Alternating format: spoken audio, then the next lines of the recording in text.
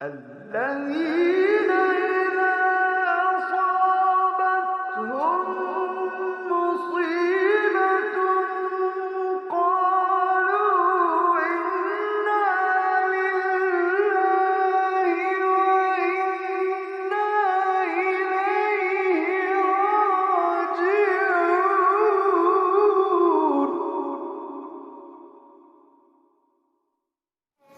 والنهار إذا جلاها والليل إذا يغشاها والسماء وما بناها والأرض وما طحاها ونفس وما سواها وألهمها فجورها وتقواها قد أفلح من زكاها لقد خاب من دساها كذبت ثمود بتقواها إذ انبعث أشقاها فقال لهم رسول الله ناقة الله وسقياها فكذبوه فعقروها فدمدم عليهم ربهم بذنبهم فسواها ولا يخاف عقباها.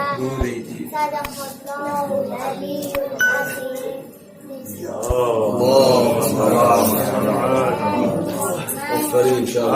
ألهاكم التكاثر حتى زرتم المقابر كلا سوف تعلمون ثم كلا سوف تعلمون كلا لو تعلمون علم اليقين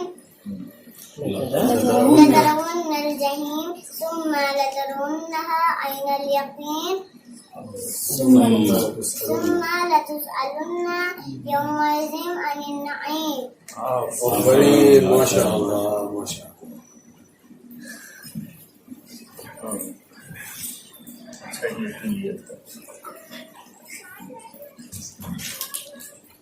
أعوذ بالله من الشيطان الرجيم.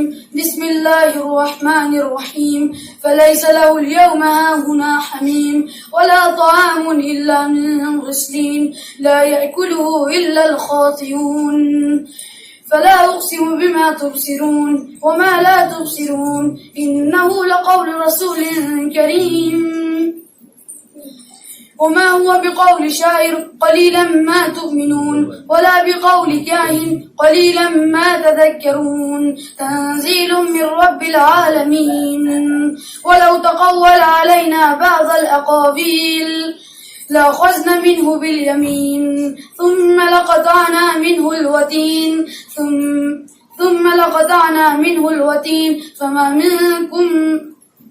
فما منكم من أحد عنه حاجزين.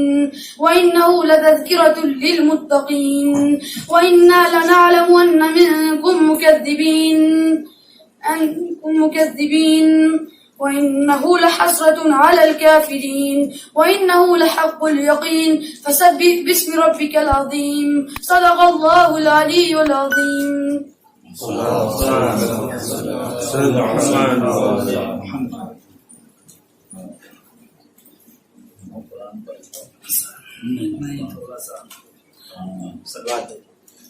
اللهم صل على محمد.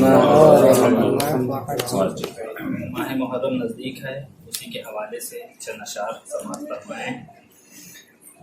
کربلا خوب محبت کا صلہ دیتی ہے، کربلا خوب محبت کا صلہ دیتی ہے، اپنے بچھڑوں کو محرم میں ملا دیتی ہے، اپنے بچھڑوں کو محرم میں ملا دیتی ہے۔ اس کی مٹی میں ذرا خود کو ملا کر دیکھو، اس کی مٹی میں ذرا خود کو ملا کر دیکھو، یہ غریبوں کو زمیندار بنا دیتی ہے، یہ غریبوں کو زمیندار بنا دیتی ہے۔ گھر سے جب بھی اس کی زیارت کو سفر کرتے ہیں، گھر سے جب بھی اس کی زیارت کو سفر کرتے ہیں، میری خدمت میں فرشتوں کو لگا دیتی ہے، میری خدمت میں فرشتوں کو لگا دیتی ہے۔ اس کی گودی میں حسین ابن علی سوتے ہیں، اس کی گودی میں حسین ابن علی سوتے ہیں۔ 14 صدیوں سے مریضوں کو شفا دیتی ہے، 14 صدیوں سے مریضوں کو شفا دیتی ہے۔ چند اشعار امام حسین علیہ السلام کے حوالے سے سماعت فرمائیں۔ بغور سن لے زمانہ حسین ایسے تھے، بغور سن لے زمانہ حسین ایسے تھے، بقا فنا کو بنایا حسین ایسے تھے، بقا فنا کو بنایا حسین ایسے تھے، چھری کے نیچے و خالق سے پیار کی باتیں، چھری کے نیچے و خالق سے پیار کی باتیں، اجل کو ہو گیا سکتا حسین ایسے تھے، اجل کو ہو گیا سکتا حسین ایسے تھے، مخالفت پہ زمانہ تھا اس طرف لیکن، مخالفت پہ زمانہ تھا اس طرف لیکن، وہی کیا جو کہا تھا حسین ایسے تھے، وہی کیا جو کہا تھا حسین ایسے تھے، سپاہ شام شجاعت کا لوہا مان گئی، سپاہ شام شجاعت کا لوہا مان گئی، دبے نہ لاکھوں سے تنہا حسین ایسے تھے، دبے نہ لاکھوں سے تنہا حسین ایسے تھے، کمر کو باندھ کے پیری میں جلتی رہتی سے، کمر کو باندھ کے پیری میں جلتی رہتی سے، اٹھایا بیٹے کا لاشا حسین ایسے تھے، اٹھایا بیٹے کا لاشا حسین ایسے تھے، جواں کی لاش اٹھائی بنائی قبر صغیر، جواں کی لاش اٹھائی بنائی قبر صغیر، کہیں بھی عزم نہ بدلا حسین ایسے تھے، کہیں بھی عزم نہ بدلا حسین ایسے تھے۔ صلوات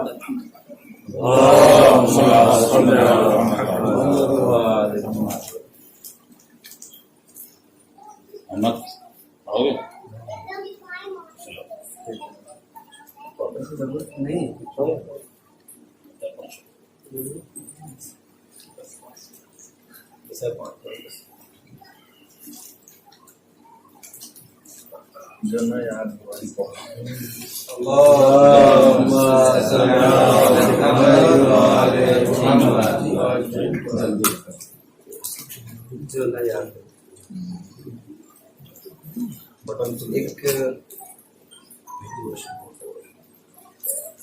کلام لکھا تھا آج سے 4-5 مہینے پہلے، اور اس کو جو ہے پڑھنے کی سعادت حاصل نہیں ہوئی۔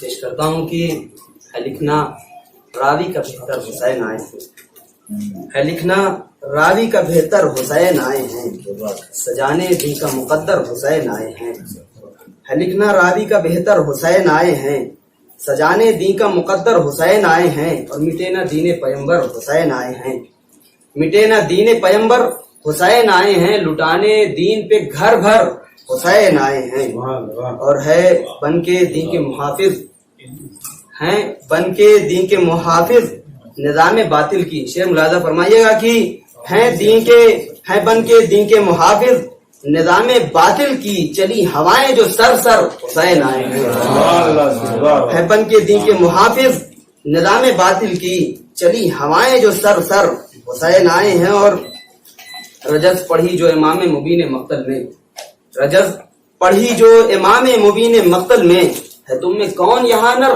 حسین آئے ہیں، ہے تم میں کون یہاں نر حسین آئے ہیں، اور یہ سن کے فوج میں برپا ہوا تلاطم ایک، یہ سن کے فوج میں برپا ہوا تلاطم ایک، جری جو تھے ہوئے ششدر حسین آئے ہیں، یہ سن کے فوج میں برپا ہوا تلاطم ایک، جری جو تھے ہوئے ششدر حسین آئے ہیں، اور قدم زمین پہ گھوڑوں کے لڑکھڑانے لگے، قدم زمین پہ گھوڑوں کے لڑکھڑانے لگے، تھی فوجیں کاپتی تھر تھر حسین آئے ہیں، قدم زمین پہ گھوڑوں کے لڑکھڑانے لگے، تھی فوجیں کانپتی تھر تھر حسین آئے ہیں، اور مقابلے میں امامت کے کیسے ٹکتا کوئی، مقابلے میں امامت کے کیسے ٹکتا کوئی، ہو چاہے لاکھوں کا لشکر حسین آئے ہیں، مقابلے میں امامت کے کیسے ٹکتا کوئی، ہو چاہے لاکھوں کا لشکر حسین آئے ہیں، اور کمر خمیدہ ہے اے اہل کفر جنگ کرو، کمر خمیدہ ہے اے اہل کفر جنگ کرو، بسائے دل میں ہو کیوں ڈر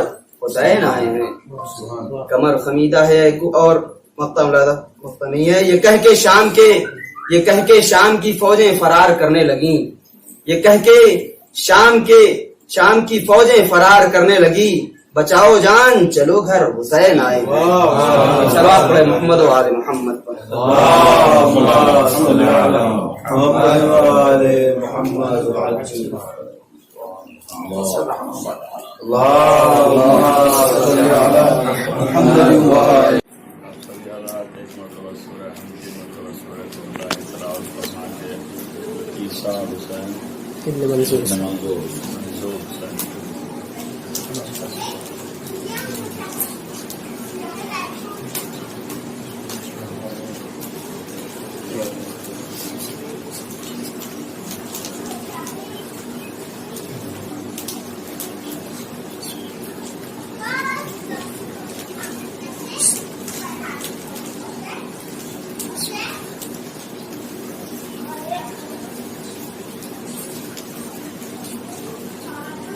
ورحم الله من قرأ الفاتحة. بسم الله الرحمن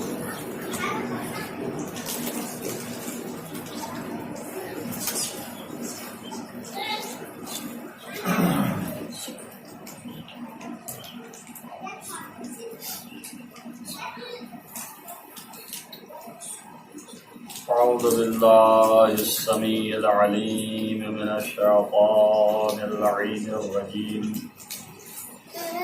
بسم الله الرحمن الرحيم وبه نستعين وهو المعين. الحمد لله رب العالمين والعاقبة للمتقين والجنة للموحدين والنار للملحدين والمنكرين. والصلاة والسلام على سيد الأنبياء والمرسلين خاتم النبيين مولانا مولى الكونين جد الحسن والحسين عبد القاسم محمد. اللهم صل على محمد وآل محمد ولا سيما على ابن عمه ووزيره ووسيله وخليفته مطلوب كل غالب غالب كل غالب مولانا علي بن ابي طالب. اللهم صل على محمد وآل محمد وآله الطيبين الطاهرين المعصومين المظلومين الذين عرف الله عنهم الرسالة وأكثرهم تقديرا. اللهم صل على محمد وآل محمد ولعنة الله على أعدائهم أجمعين من هذا إلى قيام يوم الدين. أما بعد فقال الله سبحانه وتعالى في كتابه الحكيم. بسم الله الرحمن الرحيم. الذين آمنوا ولم يلبسوا إيمانهم بظلم أولئك لهم الأمن وأولئك هم المهتدون. صلوات الله. اللهم صل على محمد وآل محمد. ارشاد رب العزت ہے سورہ انعام کی یہ آیت ہے. کل کی گفتگو دوسرے آیت سے شروع کیا. آج دوسری ہے گفتگو مگر مفاہیم تقریباً آیات اور روایات سے جدا ہیں. اس لیے جدا ہیں لیکن حقیقتاً اللہ تعالیٰ نے ارشاد فرمایا جب حضرت ابراہیم علیہ السلام اپنی قوم سے احتجاج کر رہے تھے تو اس وقت قوم والوں نے ان کو دعوت دی کہ اب آپ ہمارے مسلک پر آ جائیے. جو عام طور سے آج بھی یہ سیرت ہے کہ باطل جب حق سے نہیں جیت پاتا تو آخر میں یہی دعوت دیتا ہے کہ اب آپ ہمارے گروپ میں آ جائیے, ہمارے گروہ میں ہو جائیے, ہمارے ہم نظر بن جائیے. اور اگرچہ یہ بھی ایک خیال غلط ہے لوگوں کا کہ اگر کسی کو کسی باطل گروپ میں دیکھ کر کے تبلیغ کے لیے ہے تو یہ سمجھنا کہ یہ اس گروپ کا ہے، یہ بھی غلط خیال ہے. بھائی کافرین میں اگر جائے گا نہیں، مومن تو تبلیغ کیسے کرے گا، اس سے مومن کیسے بنائے گا؟ بہرحال ایسے ہی دعوت دی گئی کہ آپ اس میں شریک ہو جائیے، اس لیے کہ آپ کی باتیں جو ہیں وہ زیادہ مضبوط نہیں دکھ رہی ہیں. ہمارے تو آباء و اجداد یہی کرتے چلے آئے اور اس کے خلاف آپ نے آواز اٹھائی. ہم سب جو ہیں وہ خود ہی پوچھتے رہے زندگی بھر، جس میں خود ساختہ ان لوگوں کی نظر میں قرآن نے بھی اتفاق سے ان کے الفاظ نقل کیے ہیں. اس میں آپ کے باپ بھی شریک ہیں. درحال ہے کہ ابراہیم علیہ السلام کے باپ الگ، یہ چچا تھے، اور چونکہ ان لوگوں نے ان کو باپ فرض کیا تھا اس لیے قرآن نے بھی نقل کی. زیادہ یہ اشتباہ بھی نہ ہو کہ بہت سے لوگ سمجھتے ہیں کہ نہیں ظاہر قرآن تو یہی بڑے مسائل ہیں ظاہر قرآن میں، تو ان میں سے ایک مسئلہ یہ بھی ہے. بہرحال آپ اپنے آباء و اجداد کے بھی راستے کو چھوڑ رہے ہیں اور ہم لوگ اسی پہ جمے ہوئے ہیں. آپ ہماری گروپ میں آئیے، ہماری حزب میں آئیے، ہماری ہی فریق بنیے. حضرت ابراہیم علیہ السلام نے فرمایا کہ تم ایک خدا کے ساتھ نہ معلوم کتنے خدا شریک کر رہے ہو، اور ہم ایک ہی خدا کو مان رہے ہیں جو کہ بہتر ہے. اس کی طرف ہمیں تمہیں بلا رہے ہیں تو تم تو نہیں آ رہے ہو، اور تمہارا زور یہ ہے کہ جو تم باطل ہو ہم تمہاری طرف آ جائیں. وَأَيُّ الْفَرِيقَيْنِ، ان دونوں فریقین میں سے کون سا فریق جو ہے حقدار زیادہ ہے؟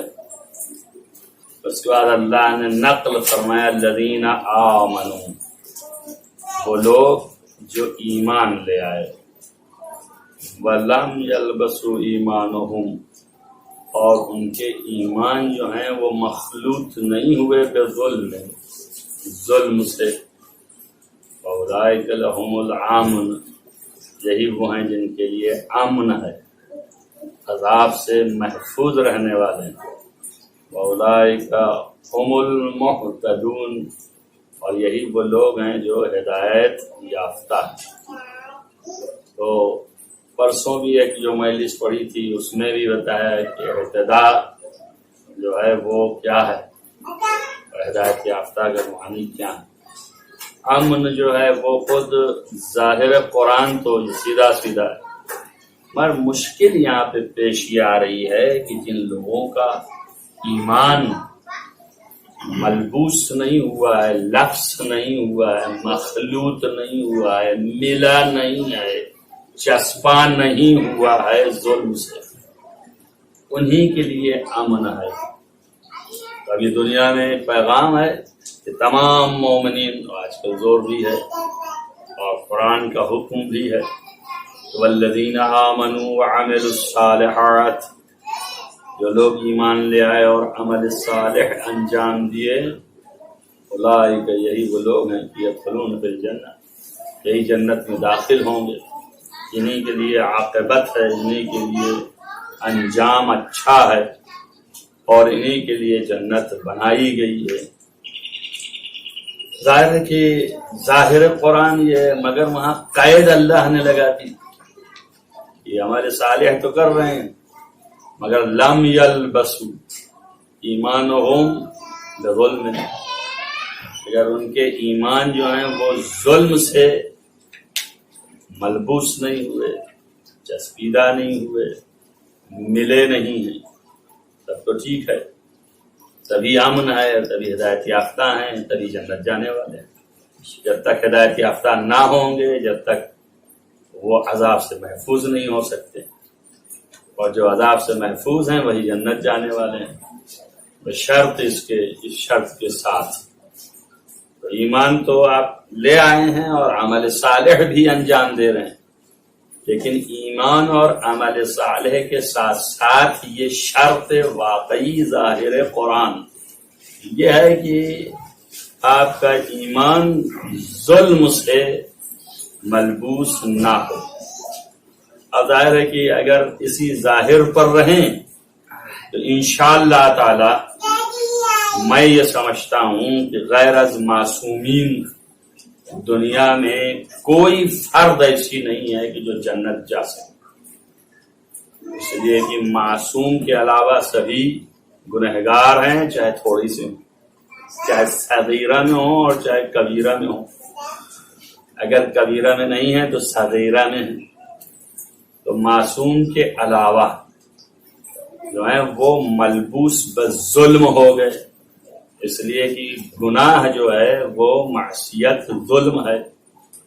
اب حضرت موسیٰ جیسے بصیر نبی نے، وہ بھی ظاہر قرآن ہے، یہ سب ظاہر قرآن ہے جن کو لے کے پھرنا ہے۔ اور آج کے تاریخچے میں ہر پڑھے لکھے باشعور فرد کی پہچان یہی ہو گئی ہے کہ وہ ان ساری چیزوں کو ظاہری کو حمل کرے۔ انہوں نے جب ایک گھونسا مضبوطی سے لگایا اور وہ دنیا سے چلا گیا تو وہاں پہ فوراً کہا کہ ہم ظالموں میں سے ہو گئے۔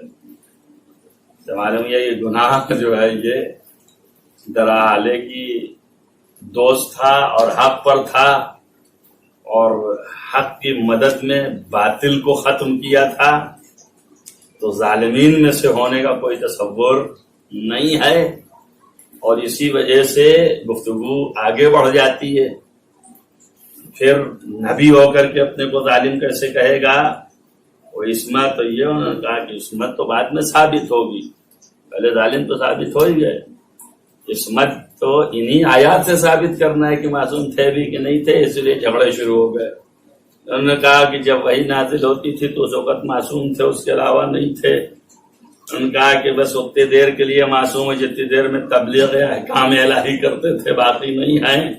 تو مختلف نظریات سامنے آ گئے، لیکن اگر کچھ نہیں، خالی اتنا ہی معیار قرار دے دیا جائے کہ جس نے مدد طلب کی تھی وہ حق پر تھا اور جو مخالف تھا اس کے وہ باطل تھا، حق کی مدد میں باطل کو قتل کرنا ظلم نہیں ہے، تو معاملہ صاف ہو جائے کہ پھر یہاں کوئی معنی لغوی ہوگا، وہ والا ظلم نہیں ہے جو ہم لوگ سمجھ رہے ہیں۔ شاید وہ معنی مراد ہو اور پھر وہ تعویلات شروع ہوں اور پھر وہ معنی کی طرف جایا جائے کہ بھائی یہ ظلمت سے ہوگا، اور اب وہ یہ کہہ رہے ہیں کہ ہم تاریکیوں میں گھر گئے، چاروں طرف سے راستے بند ہو گئے، اس لیے کہ اب ظالمین ہمارا پیچھا کریں گے اور ہمارا مقابلہ کریں گے، ہمیں گھیر لیں گے۔ جب ظالمین گھیر لیں گے تو ان سے پار پانا ہمارے لیے ذرا مشکل ہے، اس لیے کہ ہم تنہا ہیں۔ گویا یہ اللہ سے فریاد ہے کہ تو بھی مدد کر، ہم چاروں طرف سے گھرنے والے ہیں، ان میں سے ہو گئے ہیں۔ ایک توجیہ یہ بھی ہے کہ جس کے دلائل میں نے پہلے بیان کر دیے، الغرض جو ہے آپ جس طرح سے چاہیں وہ تحلیل کر لیں، لیکن ظلم سے اگر ایمان ملبوس ہو گیا تو نہ آپ کے لیے امن ہے نہ آپ ہدایت یافتہ ہیں۔ اب ظلم پوچھئے تو معصیت ظلم ہے۔ اب بچنے کے لیے اگر آپ یہ شبہ پیدا ہوا کہ بھئی ایک نفر نہ بچے گا، یہ جتنے بڑے بڑے کلمہ پڑھ رہے ہیں، لا الہ الا اللہ محمد رسول اللہ، اور داڑیاں بڑھایا اور سب کچھ کیا، یہ سب بیچارے، مگر بہرحال گناہ تو ہو ہی جاتا ہے۔ اور پھر اس کے بعد جو چھوٹی داڑھی والے ہیں بیچارے، بڑے پیجامے والے شیعہ حضرات، یہ بھی ماشاءاللہ سے، مگر پھر بھی یہ بھی کوئی معصوم تو ہے نہیں، چاہے 3 کلمہ پڑھیں چاہے 6 کلمہ پڑھیں۔ اب کلمے جو ہیں ان کو بچائیں گے انشاءاللہ تعالیٰ تو بچائیں گے، اور انشاءاللہ تعالیٰ بچائیں گے۔ تو الغرض یہ ہے کہ یہ بھی معصوم نہیں ہے۔ جب یہ بھی معصوم نہیں ہے تو ان کے بھی ایمان جو ہیں وہ ملبوس ہو گئے، لفظ ہو گئے، مل گئے۔ اور بعض لوگوں نے تو بڑی شد و مت سے کہا کہ اس لفظ کو لباس اسی سے آیا ہے کیونکہ آپ کے تن پر جو ہے وہ چپک جاتا ہے، لہذا ظلم کو چپکانے کی باتیں ہو رہی ہیں. انہوں نے کہا سیدھا سیدھا مخلوط بول دیجئے کہ خلط و ملط ہو جانا ایمان کا ظلم کے ساتھ جب مخلوط ہو گیا تو آپ جو ہیں امن میں نہ رہے، اور جب آپ امن میں نہ رہے تو ہدایت یافتہ نہ رہے. ہدایت یافتہ کے معنی ہی یہ ہیں، یہ ہدایت پا گیا ہے یعنی امن میں ہے، جہنم سے محفوظ ہے اور جنت کا بھاگیدار ہے، اور وہاں کا حصے دار بن چکا ہے. آج سے ایک صلوات پڑھیں محمد والے محمد.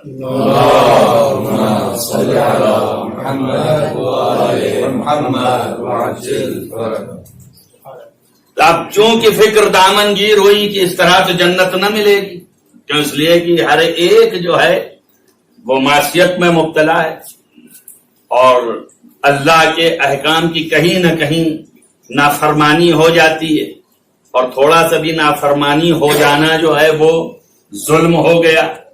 اور ظلم کے دائرے میں چنانچہ قرآن نے واضح میں یتعدی حدود اللہ، جو اللہ کے حدود سے بڑھ جائے وہ ظالم وہی ظالم ہے. تو ظاہر ہے کہ حدود یعنی احکام الہی جو ہیں، جو حد بندی اللہ نے کی ہے، تو ظاہر ہے کہ اس سے بڑھ جاتے ہیں لوگ مسلمان، اور جہاں بڑھے ظالم ہو گئے. جہاں ظلم آیا ایمان متصل بہ ظلم ہو گیا، زیادہ امن بھی نہیں، جنت بھی نہیں ملنے والی، ہدایت یافتہ بھی نہیں ہوں گے. تو اس مشکل سے بری آنے کو انہوں نے کہا یہ ظلم بہت بڑا ہے. لفظ ظلم جو ہے بڑا وسیع ہے، اور آپ کی زبان میں بہت معنی جو ہے وسیع اس کا جا رہا ہے، لہذا مراد معین کریں کہ مراد کیا ہے اس کی.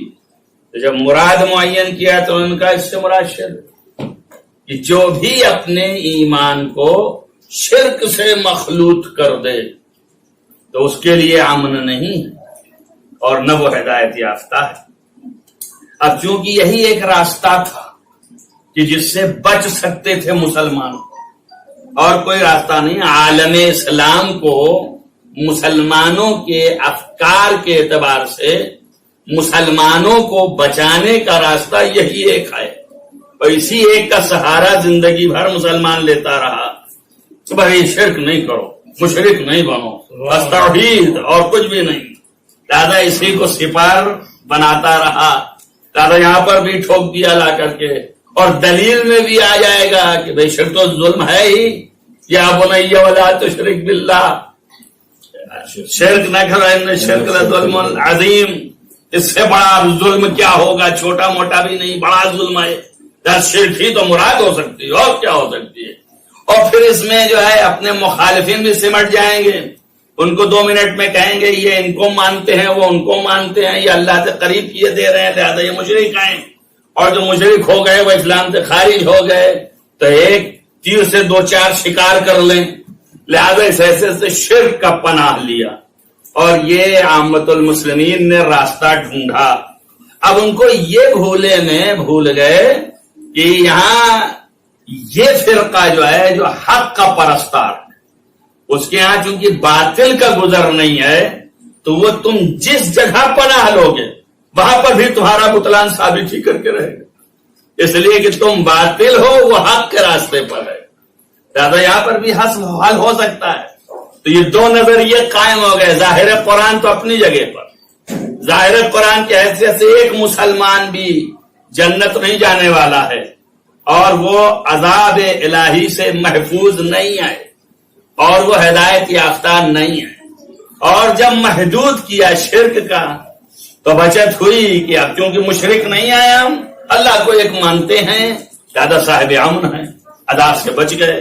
اور ہدایت یافتہ اور کس کو کہتے ہیں؟ صرف ہدایت یافتہ کہتے ہیں. اللہ ہی تو اصل ہے بھائی، اللہ ہی اللہ ہے اور کچھ نہیں ہے.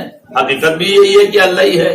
لہذا اب یہاں پر یہ بھی مسئلہ دوسرا والا جو کریٹ کیا ان کا دوسرا نظریہ، لیکن تیسرا نظریہ جو ہے وہ حقہ کا ہے، اور اس میں اپنی نظر دینے کی ضرورت نہیں ہے، اپنی تو بعد میں آئے گی سب کو جمع کر کے. لہذا حق کا جو ہے وہ پناہ لیتا ہے معصوم کا، کہ مراد خدا نہ ہم معین کر سکتے ہیں نہ آپ معین کر سکتے ہیں.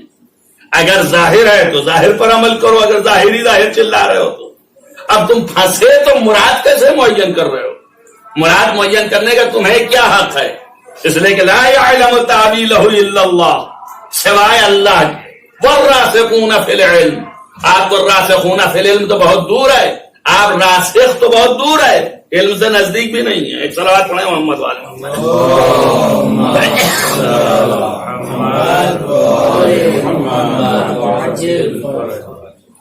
آپ راسخ تو ہیں ہی نہیں، راسخ تو بہت دور ہے، آپ تو علم سے بھی نزدیک نہیں ہیں، رسوخ تو پیدا ہی نہیں کر پایا آپ نے، اور نزدیک بھی نہیں رہ پائے، اس لیے کہ آپ کبھی تھے اور کبھی نہیں تھے۔ جب علم کا فیضان جاری تھا تو آپ کبھی بزم میں تھے اور کبھی بزم میں تھے بھی نہیں، تو جب تھے تو اتنا جانے اور جب نہیں تھے تو نہ جانے، تو جانے اور نہ جانے میں مخلوط ہیں آپ۔ لیکن راسخ تو اسے کہتے ہیں کہ وہ اتنا زیادہ در آئے کہ ادھر بھی رہے علم، ادھر بھی رہے علم، اوپر بھی رہے علم، نیچے بھی رہے علم ہی میں غرق ہو جائے، تو وہ تو ایک لمحے کے لیے بھی جو جدا نہ ہوگا وہی علم سے متصل رہے گا ہر طرح سے۔ وہ ہر ایک ایک فرد کو تلاش جائیں، سوائے ایک کے دوسرا نظر ہی نہیں آیا کہ ایک ہی ذات ہے کہ یہ دعویٰ کر رہا ہے کہ میں ہر چیز کو جانتا ہوں کہ کون کب نازل ہوا ہے، لحاف میں ہے کہ وہ جو ہے چادر میں ہے کہ وہ جو ہے حجر میں ہے کہ وہ جو ہے وہ یہاں میدان میں ہے، پہاڑوں پہ ہے، حجر کے درمیان ہے کہ میدان میں ہے کہ حضر میں ہے کہ سفر میں ہے، دونوں طریقے سے سب میں ہی جانتا ہوں، کوئی اور نہیں جانتا ہے۔ ایک صلوات پڑھیں محمد والے۔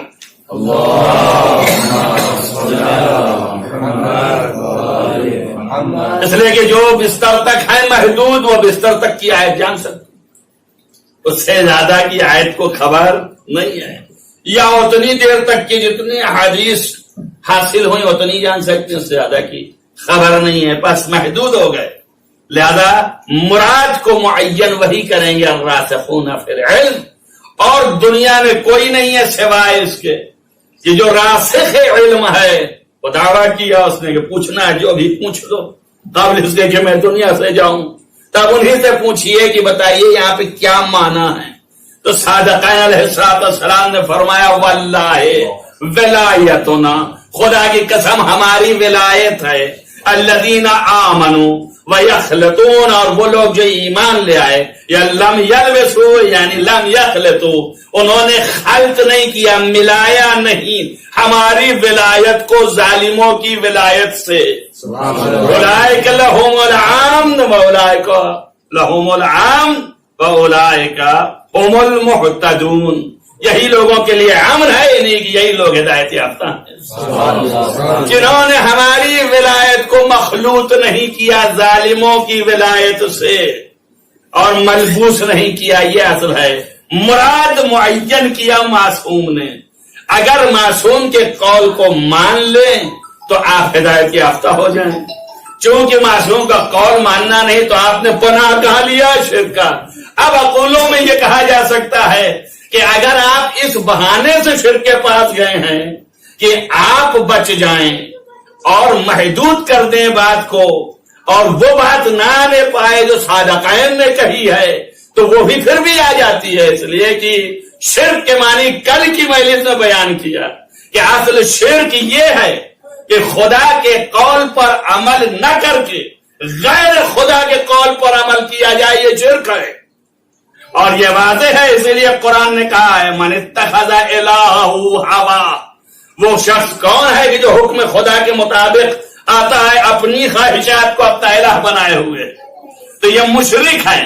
غیر خدا کا حکم مخلوط کر کے خدا کے اوپر چشمہ کر کے عمل کرنا یہ شرک ہے، اور جب یہ شرک ہو گیا تو جو مشرک ہے جس کا ایمان شرک سے ایک لمحے کے لیے ملا، نہ اسے امن ہے نہ ہدایت ہے۔ تو جب اس نے میدان غدیر میں اعلان کروا دیا کہ یہ جو ہے مولا ہے، میں جس کا مولا اس کا یہ مولا، جب یہ اعلان ہو گیا کس وجہ سے؟ اس لیے کہ بلغ ما انزل الیک من ربک، اے پیغمبر آپ اس کو پہنچائیے۔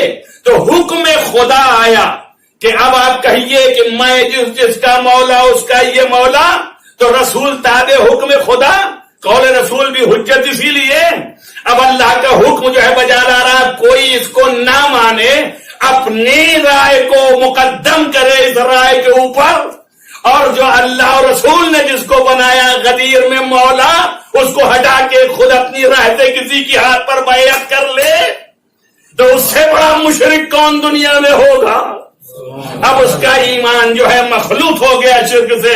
اب جو اس نظریے کے ہیں کہ اللہ کے حکم کے اوپر بشر کے حکم کو ترجیح دے رہے ہیں، ان سب کے اعتقادات اور ایمان جو ہیں وہ مخلوط ہیں شرک سے، اور جب مخلوط ہے شرک سے تو نہ ان کے لیے امن ہے نہ ہدایت ہے۔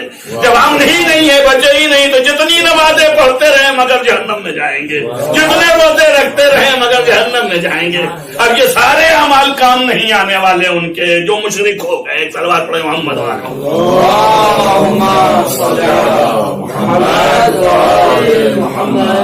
اور جس مومن نے ایمان رکھا اور ایمان رکھنے کے ساتھ اپنے ایمان کو شرک سے ملایا نہیں، ظلم سے ملایا نہیں، وہ یہ ہے کہ حکم خدا اور رسول پر عمل کرتا رہا۔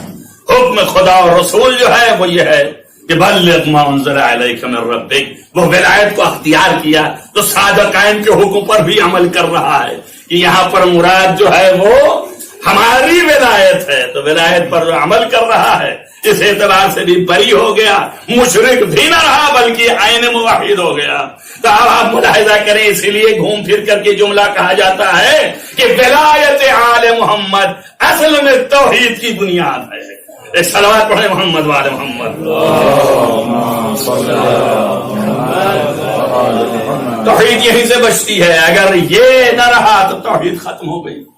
اسی لیے کہا گیا ہے کہ ان کی ولایت اختیار کرو، لہذا قرین ان کا جو ہے ان کی ولایت کا وہ قرین رسالت، اور ان کی ولایت سے رسالت جب قرین ہو گیا تو رسالت و ولایت کا قرین وحدانیت ہے۔ اس لیے جس نے ولایت علی قبول کیا اس کو رسالت بھی ہاتھ آئی اور وحدانیت بھی ہاتھ آئی۔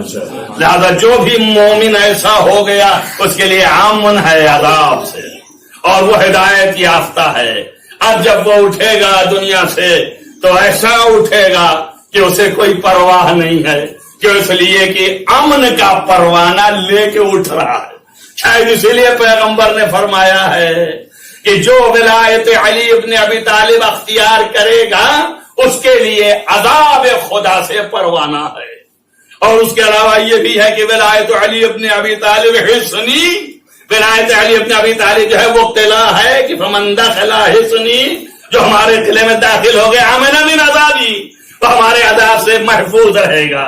تو اب مومن دنیا سے جب اٹھ رہا ہے اور دل میں ولایت علی لی ہے اور ان کی امامت کا قائل ہے اور ان کے امامت کی حیثیت سے ان کے راہ پر گامزن ہے، تو وہ امن کا پروانہ لے کے دنیا سے جا رہا ہے۔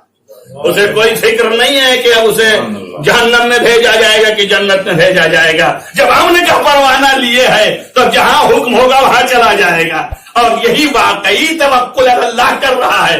اس لیے کہ امن کا پروانہ لیے ہے، اعتماد ہے کہ اللہ جو ہے عادل ہے، ظالم ہے ہی نہیں، تو عدل کے تقاضے سے وہی بھیجنے والا ہے جہاں صاحبان امن کو رکھنا ہے اس کو۔ ایک صلوات پڑھیں محمد وآل محمد۔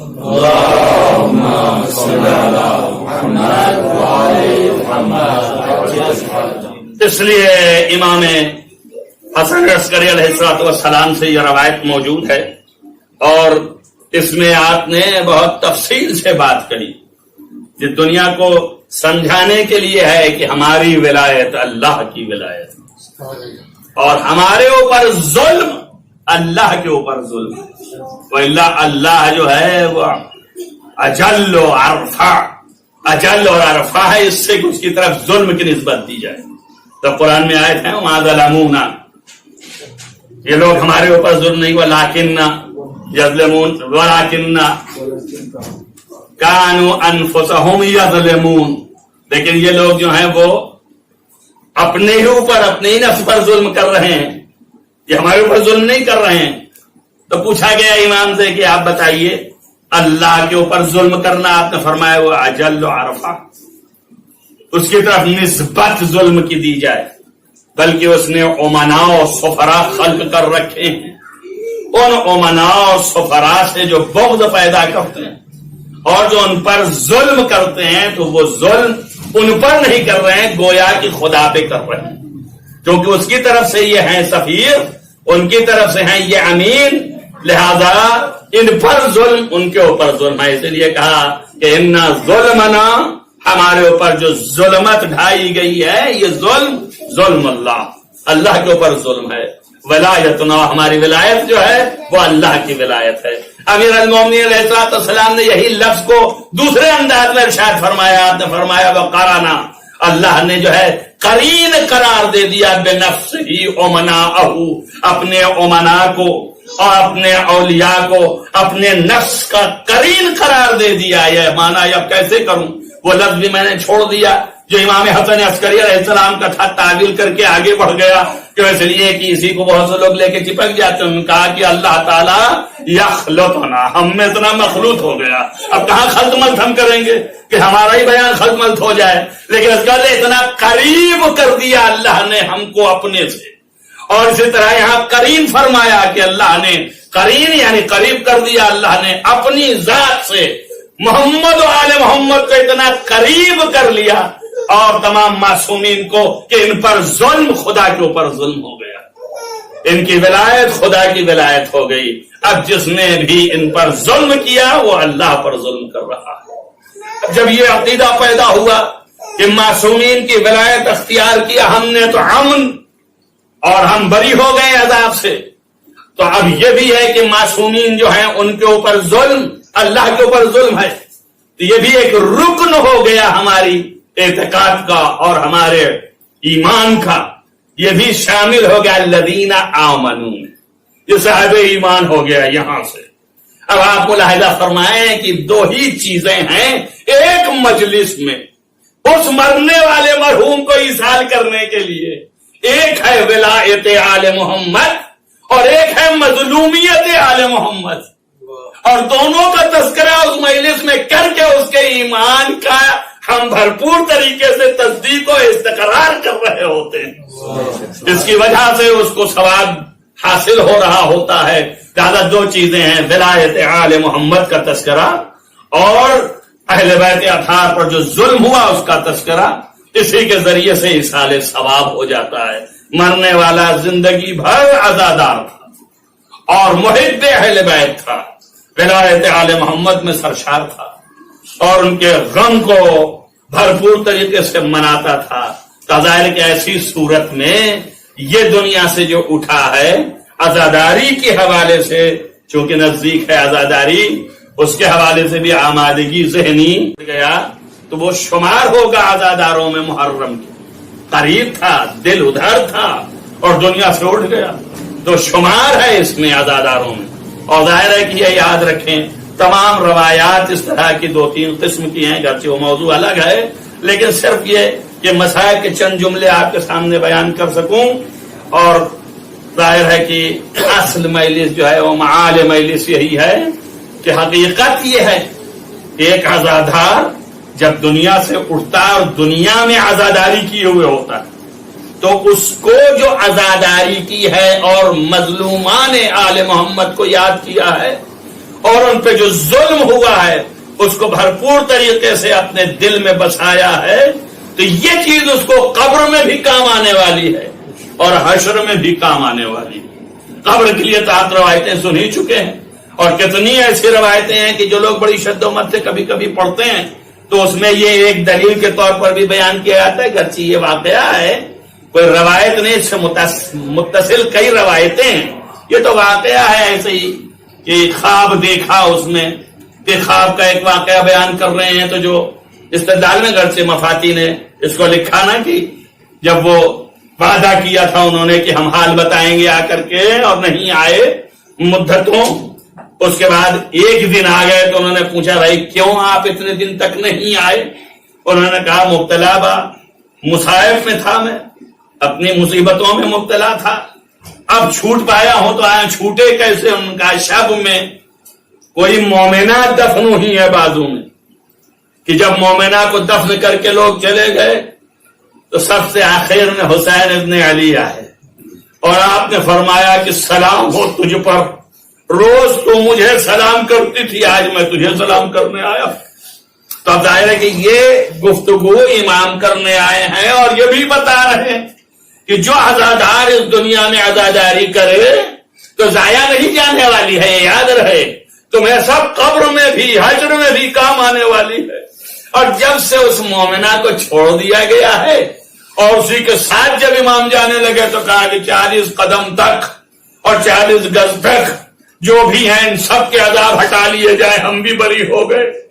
اب اس کے بعد جو تفتیش کی اور تلاش کی اور معلوم ہوا کہ وہ عزاداری روز قائم کرتی تھی، روزانہ چاش کے وقت جو ہے وہ سر بالائے سر جا کر کے امام حسین علیہ السلام کی زیارت پڑھتی تھی اور پکارتی تھی، السلام علیکہ یا ابو عبداللہ، السلام علیکہ یا ابن رسول اللہ، السلام علیکم یا قتیل العرب۔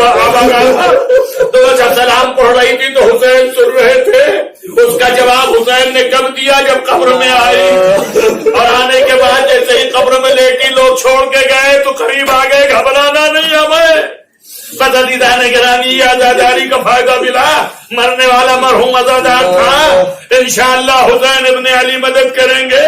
لیکن میں اتنا کہوں کہ تم جب لیٹے قبر میں تو تمہاری مدد کے لیے آ گئے، اندازہ کرو کہ تمہاری مدد کو پہنچ گئے۔ ہاں، مصیبت یاد کر کر کے روتے تھے، اس لیے تمہیں رونے نہیں دیا، قبر میں اپنی مصیبت میں مبتلا ہو گئے، خود آ گئے کہ تم نے مجھے یاد کیا تھا تو میں تمہیں یاد کرنے آ گیا ہوں۔ عزیزہ نگرانی، میں تو یہ کہتا ہوں کہ عزادار جب حسین ابن علی کو دیکھے گا اور جب وہ یہ کہیں گے کہ میں حسین ابن علی آیا ہوں تجھ سے ملنے، تو وہ تو یہ اٹھ کے لپٹ جائے گا، یا مولا سے قریب ہو کے ہاتھ جوڑ لے گا کہ اب آپ ہماری قبر سے باہر نہ جائیے، اس لیے کہ ہم آپ کو دیکھتے رہ جائیں۔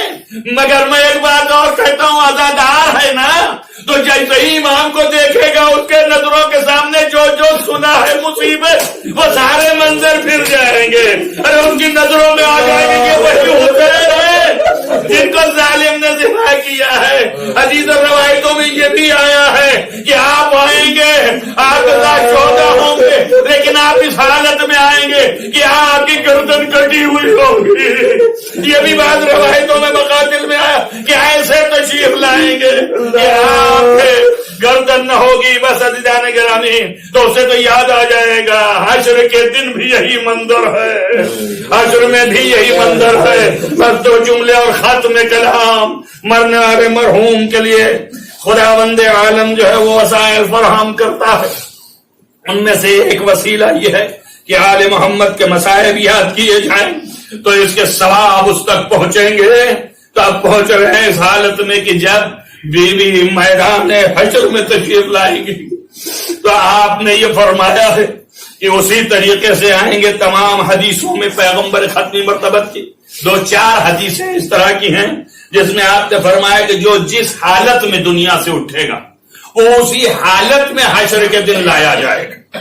حدیث تو لکھا یہ ہے کہ جب بیوی وہاں آئیں گی تو شیخ صدوق نے لکھا کہ شد و مت سے لائی جائیں گی کہ اونٹ جو ہے وہ نور کا ہوگا اور اس پر حوض جو ہے وہ مرصع ہوگا، تمام جواہرات جڑا ہوا نورانی، اور اس حوض کے اندر بیوی بیٹھی ہوگی، اونٹ کی مہار رسول اللہ کے ہاتھ میں ہوگی اور پیچھے علی ابن ابی طالب ہکا رہے ہوں گے اور ایک ندا آ رہی ہوگی کہ اپنی آنکھوں کو بند کرو، سیدہ کی سواری آ رہی ہے۔ اب یہ بھی آگے کھڑی ہوں گے، ساتھ عرش پکڑ کے پکاریں گے اور چلائیں گے کہ بہرحال بتا یہ دنیا میں کیسے ہیں؟ اب آواز آئے گی یا رسول ان سے پوچھو کس لیے آئیں؟ کہ اس لیے کہ اپنے غریب شیعوں کی اور جو یہ گنہگار شیعہ ہیں ان کی مغفرت کے لیے آئی ہوگا، کیا سامان لائی ہو؟